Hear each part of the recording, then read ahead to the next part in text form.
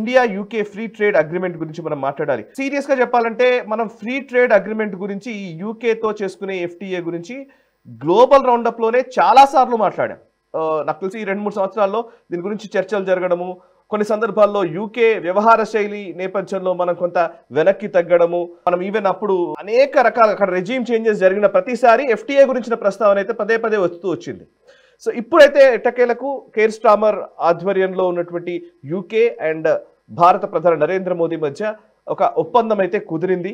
And India UK free trade agreement వల్ల భారత్కు కలిగే ప్రయోజనాలు ఏంటి, అండ్ వెస్టర్న్ డెవలప్డ్ ఎకానమీ తోటి ఫ్రీ ట్రేడ్ అగ్రిమెంట్ చేసుకోవడం వల్ల భారత ఉత్పాదక రంగానికి లాభమా, ఎంత మేర లాభము, ఎలాంటి లాభం చేకూరనుంది? మొట్టమొదటిది ఇది ఒక స్ట్రాటజిక్ మూవ్ కింద మనం భావించాలి. ఎందుకంటే ఫ్రీ ట్రేడ్ అగ్రిమెంట్ మీద మోదీ గారు కేర్ స్టార్మర్ సంతకాలు పెట్టలేదు. సంతకాలు ఎవరు పెట్టారు? వాళ్ళ ట్రేడ్ మినిస్టర్, అలాగే మన పీయూష్ గోయల్ మన మినిస్టర్, ఈ వీళ్ళిద్దరు సంతకాలు పెట్టారు. మోదీ గారు యూకేకి వెళ్ళొచ్చారు. అంటే మన దాని సిగ్నిఫికెన్స్ అర్థం చేసుకోవచ్చు. ఇది ఎవరికి మనం సూచన పంపిస్తున్నాము? తప్పకుండా మిగతా దేశాలు ఎవరితో అయితే మనం ఫ్రీ ట్రేడ్ అగ్రిమెంట్ చేసుకోవాలని చర్చలు చేస్తున్నామో వాళ్ళకి సందేశం వెళ్తోంది అని అర్థం చేసుకోవాలి. ముఖ్యంగా America, of course Donald Trump కి మనం మెసేజ్ పంపిస్తున్నాము. దీంట్లో మనకు కేర్ స్టార్మర్ ఇచ్చిన స్టేట్మెంట్ చాలా చాలా కీలకం. ఆయన ఏమన్నారంటే బ్రెక్సిట్ తర్వాత యూకేకి ఇది అన్నిటికంటే చాలా కీలకమైనటువంటి ట్రేడ్ ఒప్పందం అనే స్టేట్మెంట్ ఇచ్చారు. ఆ స్టేట్మెంట్ వెనకాల మనం అర్థం చేసుకోవాల్సింది ఏంటంటే నెల క్రితము యూకే యుఎస్ఏ తోటి ట్రేడ్ డీల్ కుదుర్చుకున్నారు వాళ్ళు. అంటే ఈ ట్రేడ్ డీల్ ఏదైతే భారతదేశంతో ఈ రోజు యూకే సంతకం పెట్టిందో అది యూకే యుఎస్ఏ ట్రేడ్ డీల్ కంటే కూడా చాలా ముఖ్యమైనది అని కేర్ స్టార్మర్ చెప్పగానే చెప్తున్నాడు. అంటే ఎంత సీరియస్ గా దీన్ని మనం అంటే రెండు దేశాలు డొనాల్డ్ ట్రంప్ మెసేజ్ పంపిస్తున్నా అర్థం చేసుకోవచ్చు. ఇంకొక విషయం ఏంటంటే దీంట్లో అఫ్ కోర్స్ ట్రేడ్ డీల్ అనేసరికి ఇచ్చిపుచ్చుకోవడాలు ఉంటాయి. కొన్ని విషయాల్లో మనం కొంత తగ్గాల్సి వస్తుంది, అలాగే మనకు కొంత లాభాలు వస్తాయి. దీంట్లో ముఖ్యంగా మనం చూసామంటే 99% మన ఎక్స్పోర్ట్స్ ఏవైతే ఉన్నాయో యూకేకి పంపించేవి అవి కూడా ఏంటంటే లేబర్ ఇంటెన్స్, వ్యక్తుల ఆధారంగా మనం నడిపిస్తున్నటువంటి ఇండస్ట్రీస్ ఏవైతే ఉన్నాయో, అంటే ఆటోమేషన్ కాకుండా మనుషులు ఎక్కువ ఎంప్లాయ్మెంట్ ఇచ్చేటువంటి ఇండస్ట్రీస్ ఏవైతే ఉన్నాయో వాటికి సంబంధించినటువంటి అవుట్పుట్స్ కి రమారమి 99% వాటికి యూకే కస్టమ్స్ డ్యూటీ లేకుండా వాళ్ళు ఇంపోర్ట్ చేసుకుంటారు. మనం వాళ్ళకి ఎక్స్పోర్ట్ చేయొచ్చు. వీటిల్లో కీలకంగా చూసామంటే కనుక మనకు చాలా ఇంపార్టెంట్ టెక్స్టైల్ ఇండస్ట్రీ. గతంలో మన మీద 12% దాకా టారిఫ్ ఉండేది. చుట్టుపక్కల ఉన్నటువంటి పాకిస్తాన్, బంగ్లాదేశ్ ఇటువంటి దేశాలకు ఆల్మోస్ట్ 0 టారిఫ్స్ ఉంటాయి. కాబట్టి కాంపిటీషన్ ఎప్పుడు కూడా మనకు అక్కడ యూకేలో మనకు ఎదురు దెబ్బలు తగ్గుతుంటాయి. ఇప్పుడు వాళ్ళతో సరి సమానంగా మనకు కూడా 0 టారిఫ్ ఉంటుంది. కాబట్టి అది ఒక చాలా పెద్ద మన టెక్స్టైల్ ఇండస్ట్రీకి పెద్ద బూస్ట్ కింద మనం భావించాలి. గతంలో భారతదేశం ఏం చేసిందంటే స్ట్రాటజిక్ గా పాకిస్తాన్ లో ఉన్న టెక్స్టైల్ ఇండస్ట్రీని కంప్లీట్ గా సర్వనాశనం చేసి దాన్ని బంగ్లాదేశ్ షిఫ్ట్ చేశారు. ఎందుకు? షేక్ హసీనా ఉన్నప్పుడు మనకు బంగ్లాదేశ్ కి భారతదేశానికి మంచి సంబంధాలు ఉన్నాయి కాబట్టి మనం దాన్ని అటు షిఫ్ట్ చేయించగలిగాం. మన ఇండస్ట్రీ దెబ్బతినేది కొంత. తిరుపూరు, ఈరోడ్, సేలం ఇటువంటి ప్రాంతాల్లో అంతా మనకు ఇండస్ట్రీ కొంత దెబ్బతిన్నా కానీ కూడా మనం దాన్ని అంతా కూడా బంగ్లాదేశ్ షిఫ్ట్ చేస్తాం. ఇప్పుడు బంగ్లాదేశ్ మనకు వ్యతిరేకంగా చాలా చర్యలు చేస్తున్నారు కాబట్టి మళ్ళీ దాన్ని మనం రీక్లెయిమ్ చేసేటువంటి పరిస్థితి మనం చూస్తున్నాము.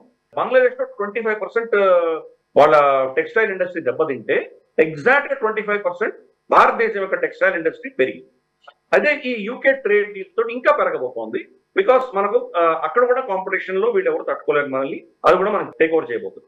రెండవది మనం చూస్తే కనుక మనకు ఉన్నటువంటి jewellery, gems and jewellery, of course ఇది లగ్జరీ ఐటమ్స్, కానీ మనకు ప్రపంచంలో మనకు especially diamond processing Surat, Gujarat లో ఉన్నటువంటి లార్జెస్ట్ ప్రాసెసింగ్ సెంటర్ ప్రపంచంలో మన భారతదేశంలో ఉంది. కాబట్టి వాటికి కూడా ఒక బూస్ట్ వచ్చేటువంటి దిశగా మనం చేయబోతున్నాం. అలాగే లెదర్ ఇండస్ట్రీ, లెదర్ ఇండస్ట్రీ కూడా గతంలో పాకిస్తాన్ చాలా ఎక్స్పోర్ట్ చాలా ఎక్కువగా ఉండేది యూకేలో, దాన్ని కూడా మనం ఓవర్టేక్ చేసే దిశగా ఈ ఫ్రీ ట్రేడ్ అగ్రిమెంట్ ఉండబోతాం.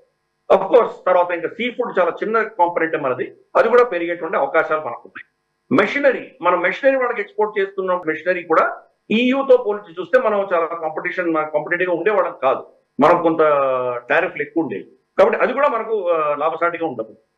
ఇదిలో ఉండగా మనం వాళ్ళ నుంచి మనం ఏం కొనుక్కుంటున్నాము, వాళ్ళ దగ్గర నుంచి ముఖ్యంగా 2-3 అంశాలు. ఒకటి విస్కీ, వాళ్ళ విస్కీ క్రమేపీ రాబోయే కొన్ని సంవత్సరాల్లో దానికి ప్రైసెస్ తగ్గించే దిశగా మనం ఒప్పుకున్నాం.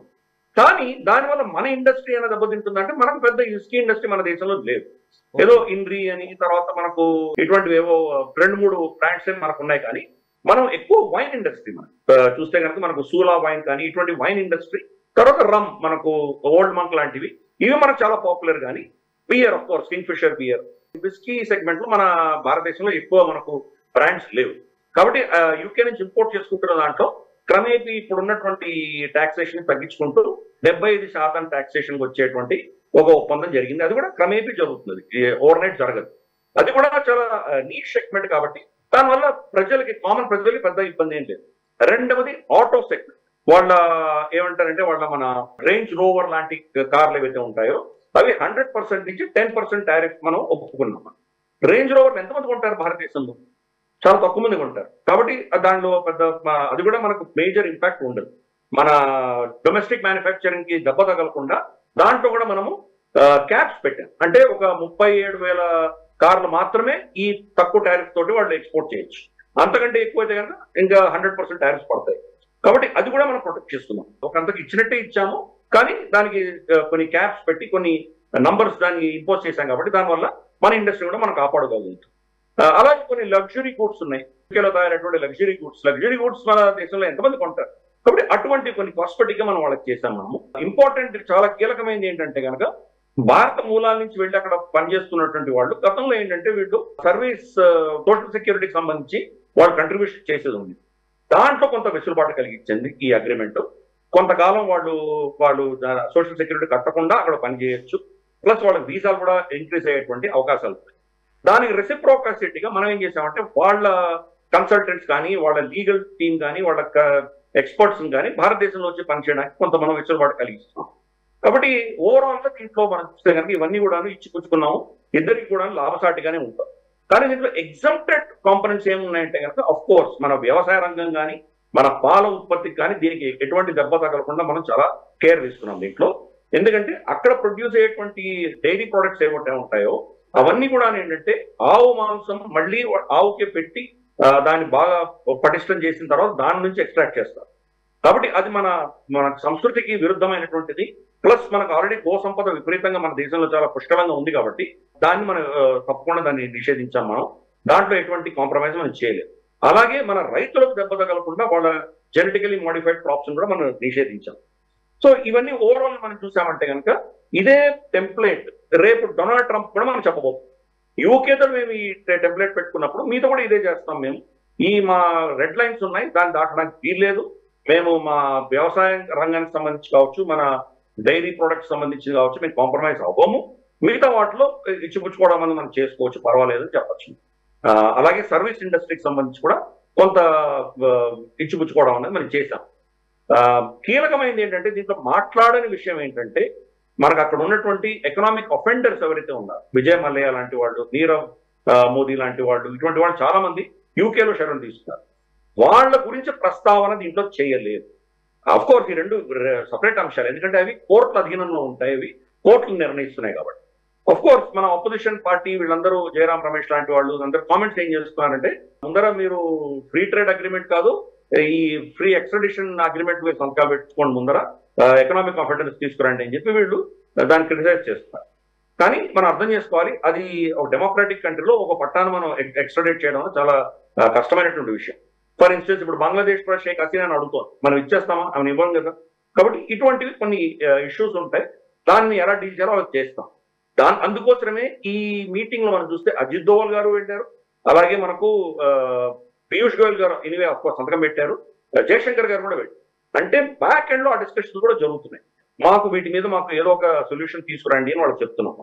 మోదీ గారు ఇంకొక విషయం కూడా అక్కడ ఏం చెప్పారంటే వేర్పాటువాదము, టెర్రరిజము, ఎక్స్ట్రీమిజం ఉన్నటువంటి భావజాలం ఉన్నటువంటి వ్యక్తులు మీ దేశంలో ఎవరైతే ఉన్నారో వాళ్ళని కూడా మీరు కంట్రోల్ చేయండి, వాళ్ళ యొక్క యాక్టివిటీస్ ని మీరు నియంత్రించండి అని చెప్తున్నారు. అంటే బేసిక్ గా ఖలిస్తానీ ఫోర్సెస్ వాళ్ళని మీరు కంట్రోల్ చేయండి అని మనం చెప్తున్నాం. కాబట్టి ఇది అఫ్ కోర్స్ ఇటువంటివన్నీ కూడా కొన్ని అఫీషియల్ గా చెప్పే ఉంటాయి, కొన్ని చెప్పను ఉంటాయి. ఇది కూడా నడిచింది అక్కడ, ఆ డిస్కషన్ కూడా జరిగింది అక్కడ. కానీ ఇందాక నేను చెప్పినట్టు మోదీ గారే వెళ్ళవలసిన అవసరం లేదు. ఒక స్ట్రాటజిక్ మూవ్ ఆయన వెళ్ళి డొనాల్డ్ ట్రంప్ కి మెసేజ్ ఇవ్వడానికి వెళ్ళి ఇది చేశారని మనం అర్థం చేసుకోవాలి.